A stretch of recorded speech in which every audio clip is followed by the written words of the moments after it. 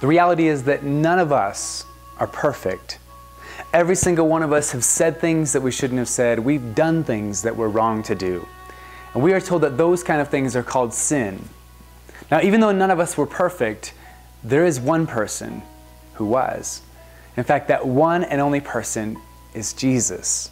Jesus was a person just like me and just like you. He walked upon this earth and faced temptation like all of us do, but Jesus never gave in to that temptation. Never said or did things he shouldn't say or shouldn't do. Because Jesus was perfect at the end of his life, he could have just turned and went right to heaven, but Jesus made a different decision.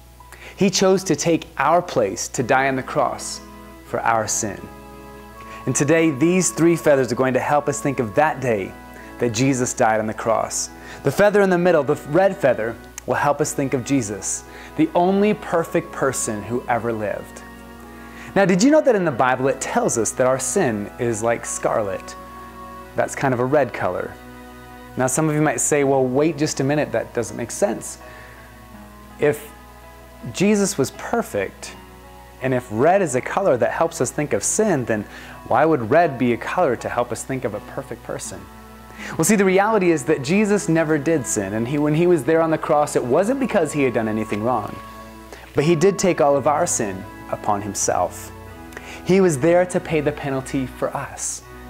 And the fact is that Jesus did die upon that cross, but he didn't stay dead. He rose from that grave. And because of that, though our sin was like scarlet, we can be washed as white as snow. The amazing thing is that we can be forgiven of our sins. Now, the day that Jesus died on the cross, there were actually two other people, two thieves, one on each side.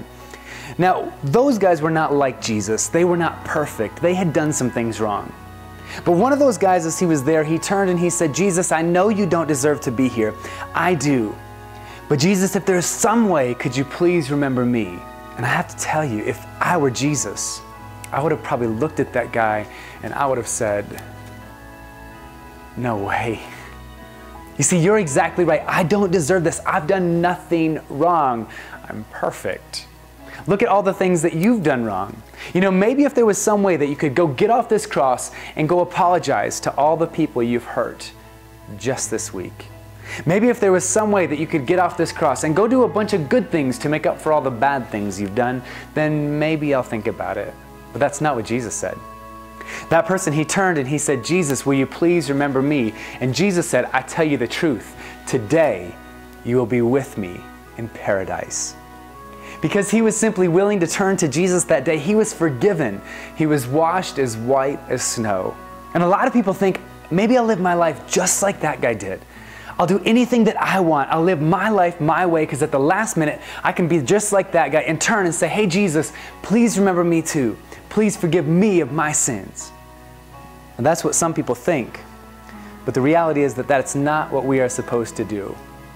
In fact, we are given a reminder of that and the simple fact that the day Jesus died on the cross, there was one more person, one more thief. Now, this person was just like the first thief. He was not perfect. He had done some things wrong. And if you think about it, he was so close to Jesus. He was right there beside him. And he knew his life was about to end. He was hanging on a cross. All he had to do was exactly what that first person did, and just simply turn and say, Jesus, me too. Please remember me.